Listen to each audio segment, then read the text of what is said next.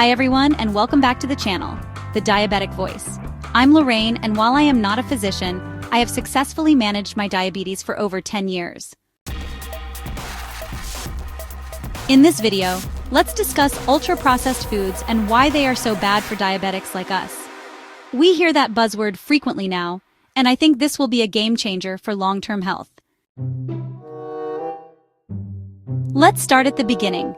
Processed foods are foods which have been changed from their natural state, usually for safety or convenience reasons. These changes often come at the expense of nutrition, which is why processed foods are often deemed as being unhealthy.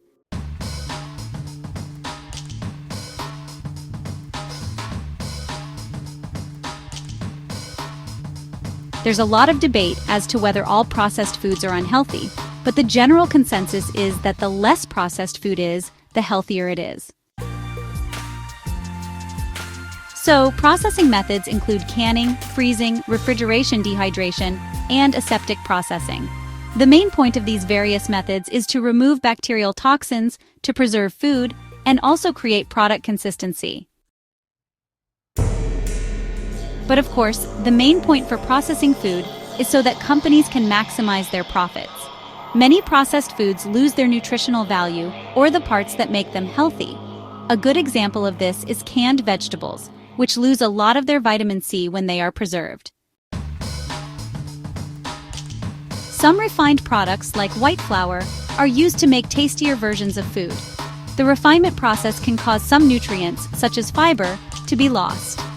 White bread is generally unhealthier than brown, sourdough, or whole grain varieties because, to improve taste, additives are often used.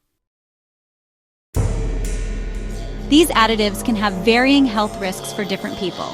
For example, sugar, artificial sweeteners, and high amounts of sodium are often added to processed foods, and this can, really wreak havoc with diabetic blood sugar levels. So, when you're shopping, make sure to read the label and see if there's anything in the food that doesn't really sound natural. You should also check foods with reduced salt or fat, because honestly, these are often substituted with additives that are equally as bad. Oh, and hey, check out our video on low-fat myths debunked. Typical foods to avoid include, cheap supermarket meats, ready meals, white bread and white pasta, cakes, pastries, and margarine.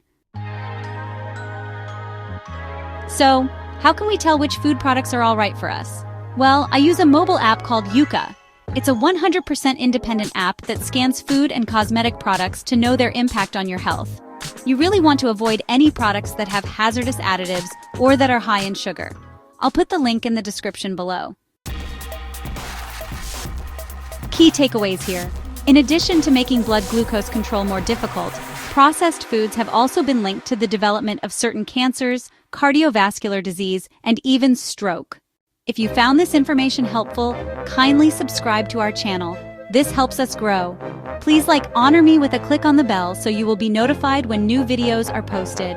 And finally, if you learned one thing in this video, please comment below so I know what is valuable to you.